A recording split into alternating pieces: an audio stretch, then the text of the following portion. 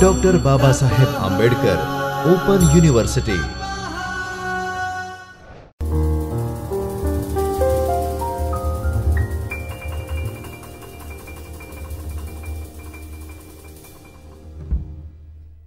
नमस्कार, doctor Baba Saheb Ambedkar open university के चैतन्य studio में आप सभी का स्वागत है। मैं Neetu Singh, assistant professor in special education. Paper SESV01 के block 4 identification and assessment of visual impairment के आगे का जो टॉपिक है उस पर हम आज चर्चा करने वाले हैं। वो है लो विजन असेसमेंट बाय जिलकिफ से लो विजन असेसमेंट बाय जिलकिफ। इसमें कार्यात्मक दृष्टि जो VI बच्चे हैं उनके कार्यात्मक दृष्टि का यहाँ पे असेसमेंट होगा कि बच्चा कितना देख पा रहा है, कितना क्लियर विजन है, कितने चीज़ों को वो आइडेंटिफाई कर पा रहा है, पहचान पा रहा है। जैसे अगर एक सीरीज़ में कोई ऑब्जेक्ट रखा हुआ है तो उसमें से कोई एक ऑब्जेक्ट जो आप बोल रहे हो उसको उठा के लेके आना, या फिर खुद से बाहर जाके खेलना, जैसे बैट बॉल है या कोई अदर गेम है वो। तो यहाँ पे कार्यात्मक दृष्टि के लिए उपयोग किए जाने वाले कौशल को यहाँ सूचीबद्ध किया गया है ताकि उनका मूल्यांकन किया जा सके। कौशल का क्रम समान दृष्टि विकास के अनुकरण का अनुसरण करता है, जिसे प्रोफेसर नताली बैरागा द्वारा समझाया गया है। अल्प दृष्टि वाले व्यक्ति विशेष परीक्षण के बिना सभी चरणों में प्रगति करने में सक्षम नहीं हो सकता। कुछ कौशल सीखने में वो सक्षम होते हैं और कुछ कौशल को सीखने में वो सक्षम नहीं हो पाते हैं। तो इस किट से हम वही देख पाएंगे या आइडेंटिफाई कर पाएंगे कि बच्चा कौन कौन कौशल को सीख पा रहा है, किस कौशल को सीखने में उसे कठिनाई हो रही है। जैसे चलती वस्तुओं को ट्रैक करना, अगर कोई मूविंग ऑब्जेक्ट है तो उसको बच्चा कितना फॉलो कर पा रहा है, कर भी पा रहा है कि नहीं, या थोड़ा थोड़ा उन्हें पता चल रहा है। लेकिन व्यक्ति अभी भी बाद के चरणों में प्रगति कर सकता है। हो सकता है कि कुछ कौशल वो नहीं प्राप्त कर पाए, लेकिन आगे चल के कोई दूसरा कौशल है वो प्राप्त कर ले या सीख जाए अच्छी तरह से। कार्यात्मक दृष्टि का मूल्यांकन बैरागा और टोविन द्वारा निर्मित परीक्षणों और किटों पर आधारित है।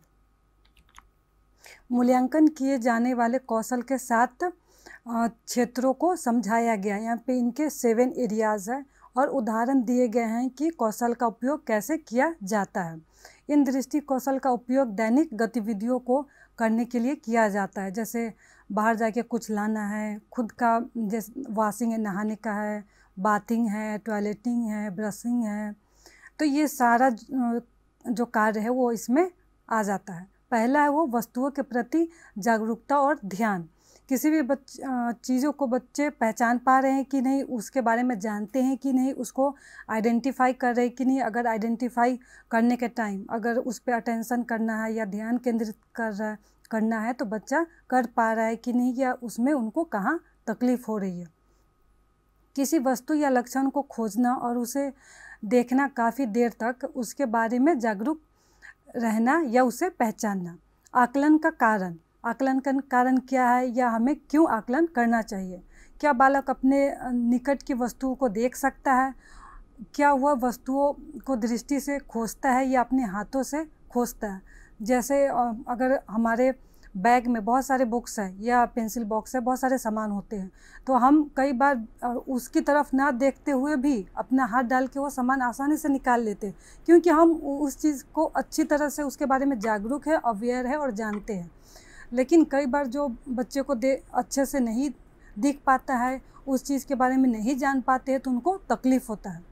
किसी वस्तु को ढूंढना या पहचानना कितना आसान है, इससे प्रभावित करने वाले कारक हैं, जैसे उसका आकार, रंग, कंट्रास्ट आदि। कोई वस्तु परिचित है तो उसे पहचानना आसान हो जाता है। अगर कोई वस्तु से बच्चा डेली अवेयर हो रहा है या डेली उसके लाइफ में आ रहा है, तो कई बार उस चीज़ को आसानी से बच्चा पहचान जाता है।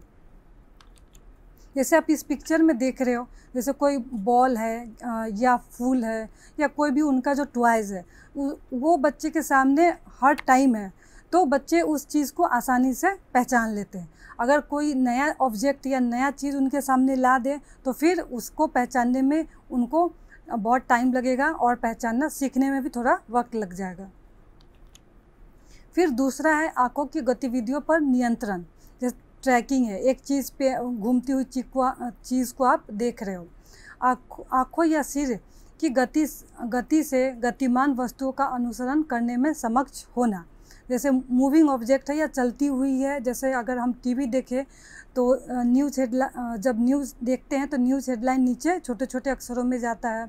कई बार गाना सुनते हुए भी वो भी जो हिंदी भाषा या इंग्लिश में अगर डब्ड मूवी देख रहे हो तो नीचे आता है, तो जल्दी जल्दी चेंज होता रहता है। तो उसे हम बच्चा देख पा रहे कि नहीं, पढ़ पा रहे कि नहीं, कितना हद तक उसे देख पा रहा है या पढ़ पा रहा है।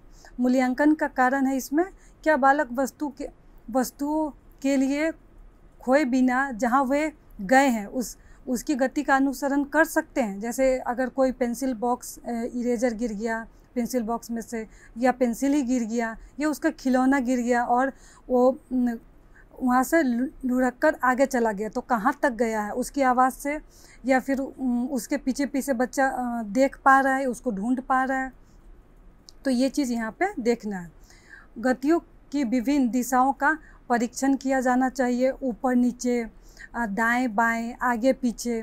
लोगों या जानवरों के चलने या ज़मीन पर गिरने या लुढ़कने का कारण हो सकता है, या यातायात की गतिविधियों का पालन करने के लिए ट्रैकिंग की आवश्यकता होती है।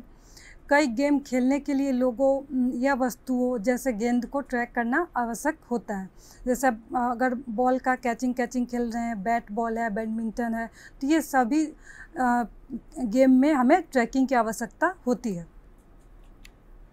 जैसे इसमें आप पिक्चर में देख रहे हो, पहला अगर रेलगाड़ी है बच्चे का, तो उस पर अगर उसको मूव करवाना है तो पटरी के हिसाब से बच्चे को अपने हाथ को और आँखों को भी ट्रैकिंग में लेके जाना पड़ेगा। फिर दूसरा जो गेम है उसमें जो बच्चे छोटी सी जो बॉल है उसको रख के घुमा रहे हैं, तो जिस तरफ से वो गोल गोल घुमाएंगे तो वो भी उसके साथ घूमेगा, तो बच्चे उसको देख रहे हैं, तो उनकी यहाँ पे आँखों की है वो ट्रैकिंग हो रही है, तो बच्चा कर पा रहा है कि नहीं, उसको फॉलो करता है कि नहीं। इस तरह से भी नीचे 2 गेम है, तो यहाँ पे हमें बच्चे का ट्रैकिंग करने की क्षमता का पता चलेगा। फिर तीसरा है आँखों की गतिविधियों पर नियंत्रण। स्कैनिंग आँखों की एक वस्तु से दूसरी वस्तु पर सटीक रूप से घुमाना है। अगर कोई 2 चीज़ रखा हुआ है या फिर एक किनारे से दूसरे किनारे तक हमें देखना है तो उसे हम स्कैनिंग कहते हैं। तो यहाँ पे बच्चा स्कैनिंग कर पा रहा है कि नहीं, ये इसमें आकलन का क्या कारण है। क्या बालक एक वस्तु से दूसरी वस्तु पर सटीक नज़र रख सकता है। फिर अल्प दृष्टि वाले कुछ लोगों को वस्तुओं को खोजने के लिए लंबे समय तक इधर उधर खोजना पड़ता है। जैसे अगर हम सब्जी मंडी में जाए, वहाँ पे सब्जियों की बहुत सारी ठेला लगा हुआ है, तो आप एक जगह खड़े होकर आप देखते हो कि हमें किसके पास जाके वहाँ से सामानें लेनी है, या फिर थोड़ा दूर खड़े होकर आप नज़र दौड़ा लेते हो कि किस पे अच्छी है, किस पे ताज़ी है, तो हम उसी के पास जाके लेंगे।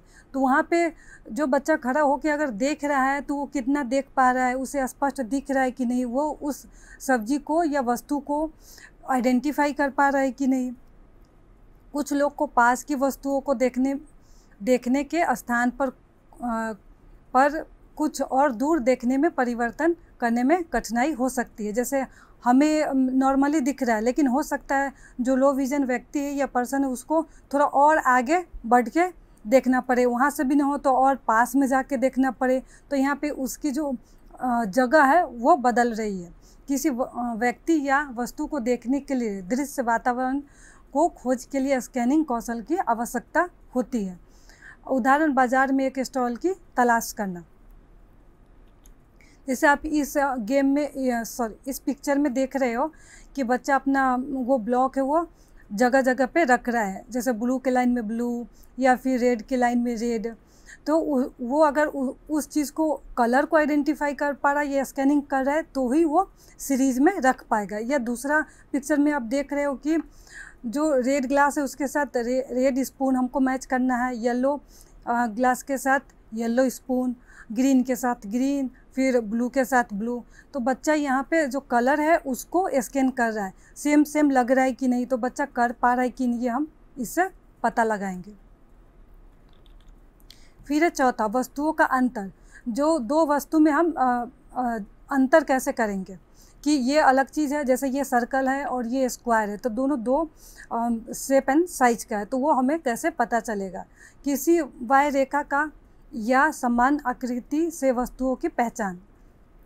इसमें मूल्यांकन का जो कारण है वो यह है कि यह जानने के लिए क्या बालक लोगों और वस्तुओं के बीच अंतर कर सकता है, परिचित वस्तुओं को पहचान सकता है, विभिन्न या समान वस्तुओं को पहचान सकता है, इसलिए हम इसमें असेसमेंट करने की आवश्यकता पड़ती है।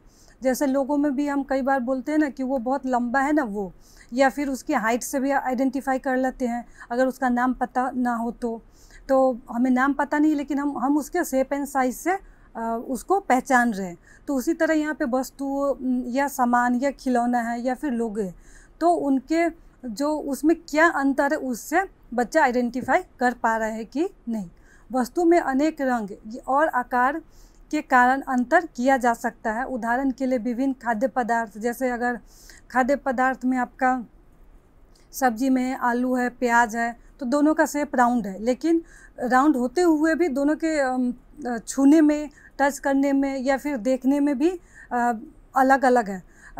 प्याज के ऊपर थोड़ा सा निकला हुआ होता है और आलू में नहीं निकला हुआ होता है। टमाटर है वो भी राउंड ही है, गोल है।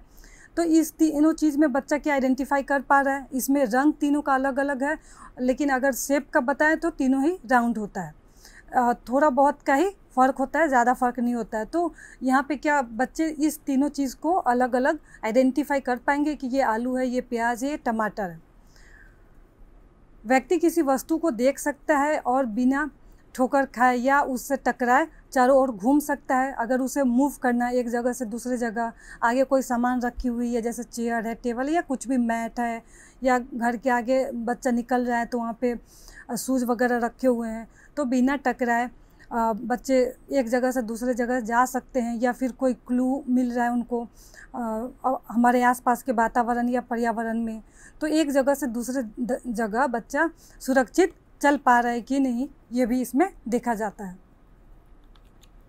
जैसे आप इसमें पिक्चर में आप देख रहे हो, एक जगह एक पिक्चर में पूरे सामान मिक्स है, जैसे जो बटरफ्लाई है, हाउस है, चेयर है, पेंसिल है, आइसक्रीम है। तो आप अगर बच्चे को बोलो कि इसमें से एक चीज़ हमको बताओ कि घड़ी कहाँ पे है, तो वो मिडिल में है, तो बच्चा क्या आइडेंटिफाई कर रहा है इतने सारे, क्योंकि यहाँ पे जो भी सामान है ऑलमोस्ट सब डिफरेंट शेप और साइज का है। फिर दूसरा जो पिक्चर है वो ऑब्जेक्ट टू ऑब्जेक्ट मैचिंग है। अगर हम बच्चे को कोई ऑब्जेक्ट पहचानना सिखा रहे हैं तो यहाँ पे अलग अलग दो लाइन है, दोनों लाइन में सेम ही ऑब्जेक्ट है, लेकिन उसको मैच करवा के उस चीज़ के आगे बच्चे को रखना है। तो क्या वो रख पा रहा है, बच्चे को पता चल पा रहा है कि ये दोनों सेम है, स्टार है तो दोनों सेम है, या कोई इंसेक्ट है तो ये दोनों सेम ही लग रहा है। तो इसमें हम matching object to object matching करवा के भी हम सिखा सकते हैं। फिर इसमें पाँचवा है कार्यों की पहचान करने और वस्तुओं का मिलान करने के लिए विवरण का अंतर। वस्तु को देखने की तुलना में किसी वस्तु की पहचान करने के लिए विवरण का अंतर अधिक कठिन है। वस्तु की विशेषताओं की पहचान करनी होती है। इसमें जो मूल्यांकन का कारण है वो यह है कि अधिकांश सीखना दृष्टि, जागरूकता और नकल से होता है। यह जानने के लिए कि क्या देखा जा सकता है और पर्यावरण, जैसे कि पर्यावरण में आपका रोशनी, प्रकाश है, कैसे प्रभावित करता है। दूरी, आकार, रंग और कंट्रास्ट के कारक बहुत महत्वपूर्ण होते हैं। यहाँ पे जो रंग भी मैटर करता है, उसका कितने बच्चे से कितनी दूरी पे जो सामान है वो भी मैटर करता है, और बच्चे के आसपास का जो प्रकाश है, रोशनी है, वो कैसा है। किसी बच्चे को ज़्यादा प्रकाश चाहिए, किसी बच्चों को थोड़ा डिम या कम लाइट चाहिए, तो वो बच्चे की अलग अलग आवश्यकता पर निर्भर करती है। बातचीत करने के लिए अन्य लोगों के साथ, जैसे बातचीत करने के लिए हमें आई कांटेक्ट की आवश्यकता होती है। दृष्टि लोगों की पहचानने के लिए, मूल्यवान जानकारी प्राप्त करने के लिए, और कई श्रवण सुराग नहीं होने पर अभिव्यक्तियों और शरीरों के इशारे की पहचान करती है। जैसे कई बार कोई शोर शराबा नहीं हो रहा है, लेकिन हम उसके जो इशारे करें फिजिकली जो हम कुछ उसको बता रहे हैं, जैसे यहाँ आ जाओ अपने हाथ से, या कुछ बोले हुए, तो भी बच्चा वो देख पा रहा है कि नहीं, उसको समझ पा रहा है कि नहीं। और अगर दो लोगों को पहचानना है तो दो लोग खड़े हैं, उसमें से बच्चा लोग को आइडेंटिफाई कर पा रहा है कि नहीं, तो ये सारा यहाँ पे सिखाया जाता है। जैसे आप इस पिक्चर में देख रहे हो, मिलान करने वाली वस्तु है। वस्तुओं को आकार या आकार से अंतर या मिलान करने की आवश्यकता होती है। इसमें हम कई स्टेप में बच्चे को सिखा सकते हैं। जो पहला आप पिक्चर देख रहे हो उसमें दोनों तरफ सेम ही ऑब्जेक्ट है, लेकिन उनका जो प्लेस है वो अलग अलग है। जैसे इसमें बैग ऊपर है और दूसरे लाइन में बैग तीसरे जगह पे है, तो यहाँ पे हम सेम मिलने वाले ऑब्जेक्ट को बच्चे को मैच करवाएंगे। दूसरा है कि आप मॉडल के तौर पे उसको आप दे रखे हो और जो सीट पे बना हुआ है उसकी जैसा वहाँ पे हम उसको बच्चे को रखने के लिए बोल रहे हैं। जैसे स्टार के जगह पे स्टार, स्क्वायर के जगह पे स्क्वायर, इस तरह से। और जो तीसरा पिक्चर है उसमें आप लाइव उसको सामान दे रहे हो, जो फ्रूट्स का है, केला है, संतरा है, एप्पल है, पियर्स है, तो हम पिक्चर में भी दिखा रहे हैं और साथ ही उसके साथ ही बच्चों का जो ओरिजिनल में होता है वो भी हम उससे बच्चे को मैच करवा रहे हैं कि ये दोनों सेम ही चीज़ है। फिर आता हमारा जो 6th वन है, चित्रों में विवरण का अंतर।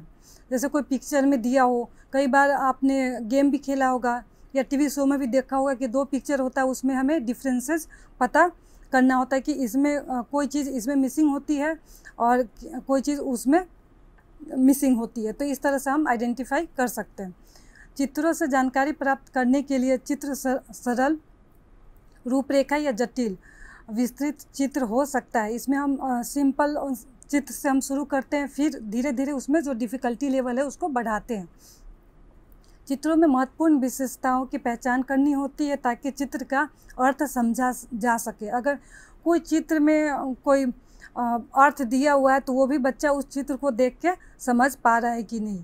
जैसे अब छोटे लेवल पे है कि अगर कोई हैंड वॉश करता हुआ पिक्चर है तो बच्चा उस पिक्चर में ये देख के समझ पा रहा है कि नहीं कि वहाँ पे हैंड वॉश करने के लिए कहा जा रहा है पिक्चर के माध्यम से।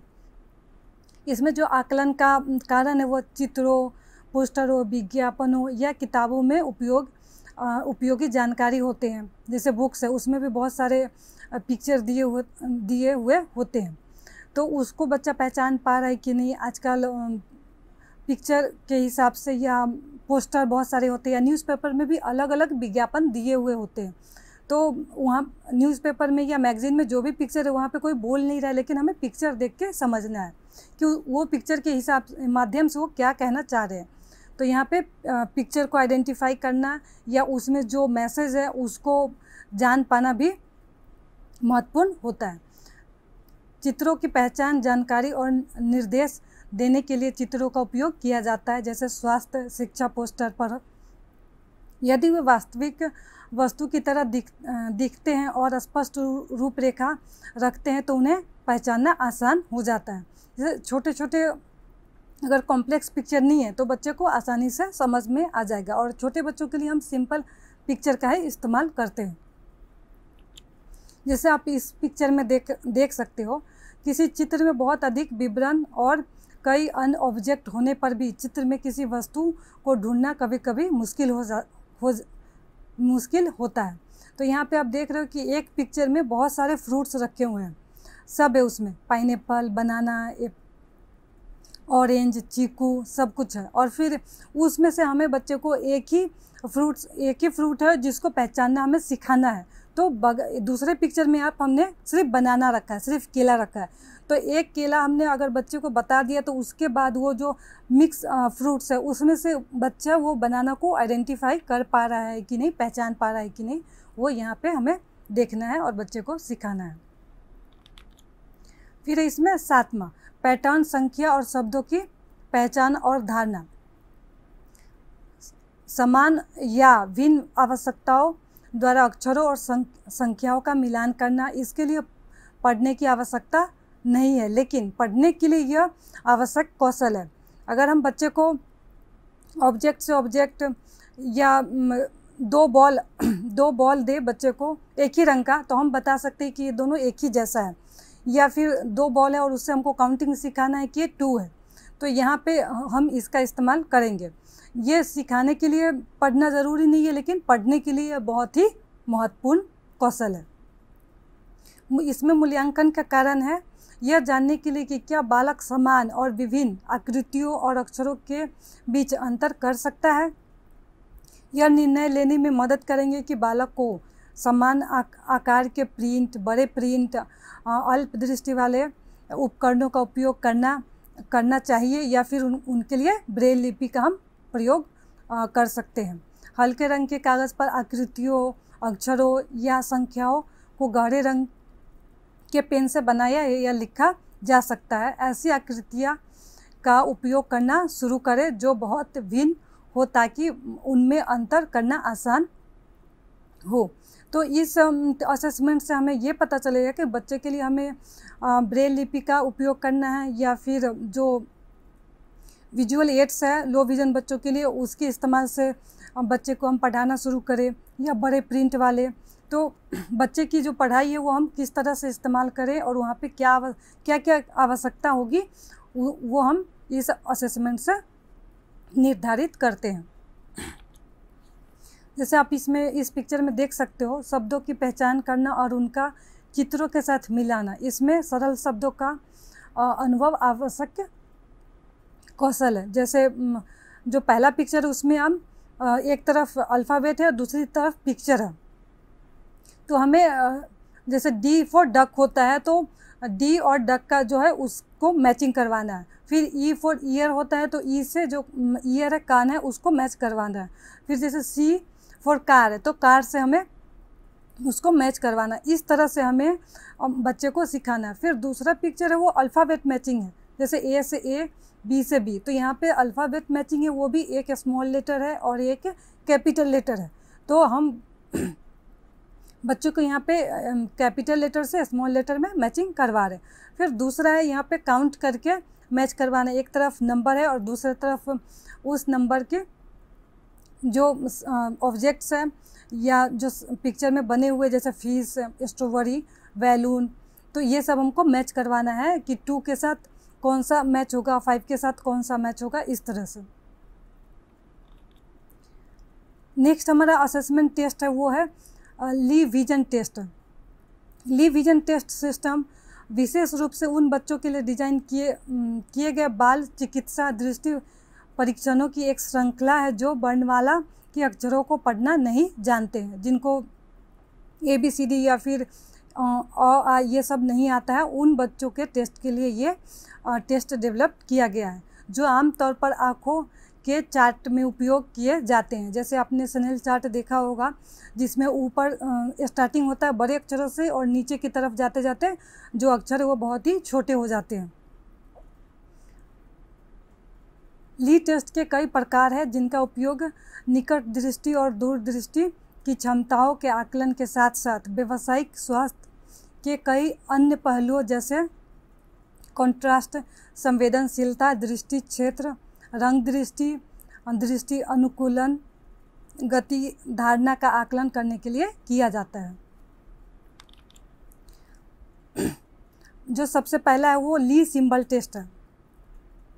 ली परीक्षण का सबसे पुराना और सबसे बुनियादी रूप ली सिंबल टेस्ट है के रूप में जाना जाता है। इस परीक्षण में चार ऑप्टोटाइप होते हैं, जो इसमें सिर्फ उनके जैसा पिक्चर बना रहता वो नहीं होते हैं। जैसे जो सबसे पहला वो है एप्पल की रूपरेखा, दूसरा है पेंटागन और तीसरा है स्क्वायर और चौथा है सर्कल। क्योंकि इन 4 प्रतीकों को नाम दिया जा सकता है आसानी से हर रोज़। ठोस वस्तुएं, जैसे इनसे मिलता जुलता हमारा घर का आकार हो गया या फिर खिड़की हो गई, अंगूठी, इसलिए इन्हीं 4 आकार को यहाँ पे रखा गया है। ठोस वस्तुएं जैसा सेब, घर, खिड़की और अंगूठी के रूप में पहचाना जा सकता है। उन्हें अमूर्त अक्षरों या संख्याओं की तुलना में पहले की उम्र में पहचाना जा सकता है। तो बच्चे इस शेप को आसानी से आइडेंटिफाई कर सकते हैं, पहचान सकते हैं, इसीलिए इन 4 को ही यहाँ पे रखा गया है। जैसे आप इस पिक्चर में देख रहे हो, सबसे ऊपर है वो स्क्वायर है, जो आमतौर पर हर घर की जो खिड़की होती है वो इसी शेप की होती है। दूसरा है पेंटागन है, वो घर के जैसा उसका लुक है। फिर तीसरा है वो एप्पल जैसा लगता है। फिर चौथा है वो सर्कल है, अंगूठी के जैसा। फिर उसके बाद नेक्स्ट है वो पेंटागन है। तो इसी में सबसे ऊपर बड़े आकार से होते होते नीचे तक छोटे आकार में आ गया। जो बच्चे अल्फ़ाबेट्स नहीं पहचान सकते उनके लिए डिज़ाइन किया गया है। फिर दूसरा है ली नंबर टेस्ट। ली नंबर टेस्ट परीक्षणों में दूसरा स्थान पे आता है, जिसे विकसित किया गया था और इसका उपयोग बड़े बच्चों और यहाँ तक कि वयस्कों की दृष्टि तीक्ष्णता का परीक्षण करने के लिए किया जा सकता है। इस परीक्षण में एक विशिष्ट स्नेल चार्ट के समान एक लेआउट है, जिसमें संख्या की पंक्तियाँ पृष्ठ के नीचे की ओर आकार में घटती है। ली सिंबल टेस्ट के ऑप्टोटाइप की तरह ये नंबर भी लैंडोट सी के खिलाफ कैलिब्रेट किए जाते हैं और समान रूप से धुंधले होते हैं। जैसे आप इस पिक्चर में देख रहे हो, सबसे ऊपर का लाइन है वो बड़े अक्षरों में है और नीचे नीचे आते आते उनका जो अक्षर का जो साइज है वो छोटा होते चला गया है। फिर आपका आएगा ली झरझरी तीक्ष्ण परीक्षण। इसमें ग्रेटिंग है। आप पिक्चर में देख रहे हो कि जो सबसे पीछे है वो एकदम सफ़ेद है, उसमें कुछ बना नहीं है। फिर उसके आगे है, उसमें हल्का हल्का आपको लग रहा है कि शेडिंग है। फिर उसके आगे है, उसमें और ज़्यादा पिछले वाले से थोड़ा डार्क शेड है, और उसके आगे है उसमें और ज़्यादा डार्क शेड किया गया है और उसका आकार भी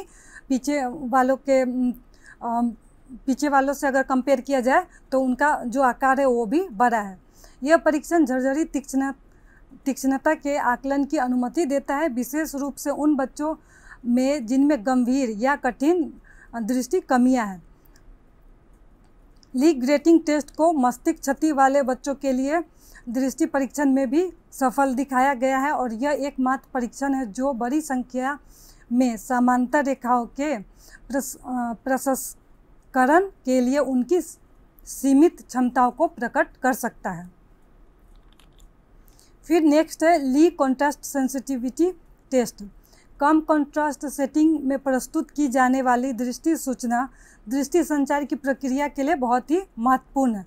कम उम्र में बच्चों की विपरीत संवेदनशीलता का आकलन करना विशेष रूप से महत्वपूर्ण है, ताकि यह निर्धारित किया जा सके कि बच्चा चेहरे की विशेषता को कैसे पहचान सकता है। इस कारण से विशेष रूप से तैयार किया गया एक बहुत ही लोकप्रिय परीक्षण है। इसमें हाइडिंग हेडी लो कंट्रास्ट फेस पिक्चर्स है। यह परीक्षण विभिन्न विपरीत स्तरों के कार्टून चेहरों को चित्रित करने वाले कार्डों की एक श्रृंखला का प्रयोग करता है। जैसे आजकल मोबाइल में भी हम टाइप करने के टाइम अलग अलग स्माइली या फेस पैटर्न होता है, उसी तरह से इस टेस्ट में अलग अलग जो स्माइली का या फिर गुस्से का या फिर चिढ़ाने का, इसमें अलग अलग फेस का कार्ड बना हुआ है। तो एक कार्ड दिखाते हैं, उस टाइम बाकी कार्ड हम हाइड किए हुए होते हैं, या फिर बच्चे को एक कार्ड हम दिखा रहे हैं तो उसको ढके हुए होते हैं। धीरे धीरे हम उसको कार्ड को जिससे ढके हुए उसको हटाते हैं, तो बच्चा उस फेस को पहचान पा रहा है कि नहीं, कि उसमें किस तरह का बना हुआ है, गुस्से का है या स्माइल का है। तो इस तरह से यह टेस्ट किया जाता है। इस परीक्षण से प्राप्त कॉन्ट्रास्ट संवेदनशीलता का मूल्यांकन शैक्षणिक सेटिंग में बहुत महत्वपूर्ण है, क्योंकि कंट्रास्ट की कमी वाले बच्चों को शरीर की भाषा या चेहरे के भाव से संकेत प्राप्त करने में अत्यधिक कठिनाई होती है, और अक्सर वे ब्लैक बोर्ड या प्रोजेक्टर नहीं पढ़ पाते हैं। जैसे क्लासरूम में अगर बच्चा बीच में या पीछे बैठा हुआ है तो आगे टीचर का जो हाव भाव है वो बच्चा देख पा रहा है कि नहीं, या टीचर क्या कहना चाह रही है वो समझ रहा है कि नहीं, या फिर ब्लैक बोर्ड पे अगर टीचर ने कुछ लिखा है तो वो बच्चे को दिखता है या नहीं। तो यहाँ पे ये टेस्ट इसलिए किया जाता है। फिर है इस टेस्ट की जो शुद्धता है। ली परीक्षण को दृष्टि तीक्ष्णता के वैध और विश्वसनीय दोनों माप के रूप में प्रयोगात्मक रूप से सत्यापित किया गया। यह C के समान है, जिसका उपयोग प्रारंभिक स्नेल चार्ट में किया जाता है। 2006 में एटा ऑप्थाल्मोलॉजिका स्कैंडिनेविका में प्रकाशित एक अध्ययन से पता चलता है कि पूर्व स्कूली बच्चों में दृष्टि तीक्ष्णता में कमियों का पता लगाने के लिए ली सिंबल, जो 15 लाइन फोल्डिंग डिस्टेंस चार्ट है, चिकित्सीय रूप से उपयोगी है। मतलब ये बहुत ही उपयोगी, यूज़फुल है। फिर है इसका महत्व। ली टेस्ट के अद्वितीय डिजाइन और उसके विशेष ऑप्टोटाइप मानक दृष्टि परीक्षणों की अनुमति से बहुत कम उम्र के बच्चों में बाल चिकित्सा अल्प दृष्टि का निदान करने की अनुमति देते हैं। यह उन छोटे बच्चों के लिए विशेष रूप से महत्वपूर्ण है जिनके पास अन्य शारीरिक अक्षमताएं या मानसिक अक्षमताएं हैं और जो प्रारंभिक विशेष शिक्षा लाभ प्राप्त करने के हकदार हैं। अगर हम छोटे एज में ही बच्चे का जो आई साइट कितना है, कितना नहीं है, क्या क्या उनको दिक्कत हो रही है या कठिनाई का सामना करना पड़ रहा है, अगर हम आइडेंटिफाई कर ले तो बच्चे का जो एजुकेशन है वो प्रभावित नहीं होगा उससे, और हम उसका निदान भी कर पाएंगे। फिर इसका हिस्ट्री। एलिय परीक्षण का पहला संस्करण 1976 में फिनिश बाल चिकित्सा नेत्र रोग विशेषज्ञ डॉक्टर ली हाइवर्निन MD PhD द्वारा विकसित किया गया था। विल्मर इंस्टीट्यूट के साथ काम करने के दौरान वह दृष्टि पुनर्वास में बहुत ही रुचि रखती थी और 1970 के दशक में उस क्षेत्र में उन्होंने बहुत काम भी किया है। पुनर्वास टीमों को प्रशिक्षण देने का कार्य, नए मूल्यांकन किट या उपकरण बनाने का काम और शिक्षा प्रदान करने का भी काम। ये विजन टेस्ट सिस्टम के भीतर पहला परीक्षण जिसे डॉक्टर हाइवरिनेन ने बनाया था वो क्लासिक LEA सिंबल टेस्ट था, जिसके बाद शीघ्र ही LEA नंबर टेस्ट का इस्तेमाल किया गया, जिसका उपयोग व्यावसायिक चिकित्सा के क्षेत्र में तुलनात्मक अध्ययनों में किया जाता है। फिर है गिरिकार। आज हमने दो टेस्ट के बारे में पढ़ा है, चर्चा किया है। जो पहला है लो विजन असेसमेंट बाय जिलकिफ और दूसरा है LEA विजन टेस्ट। तो इसी दोनों के ऊपर गिरिकार है। जो क्वेश्चन है वो आप अपने प्रोग्रेस के लिए सॉल्व कर सकते हो। इसको जो पहला है जिलकिफ अल्पदृष्टि मूल्यांकन को समझा है और दूसरा है LEA विजन टेस्ट किसे कहते हैं और इसमें कितने चरण होते हैं उसके बारे में लिखो। इसके आगे का जो पार्ट है वो हम नेक्स्ट क्लास में करेंगे। धन्यवाद।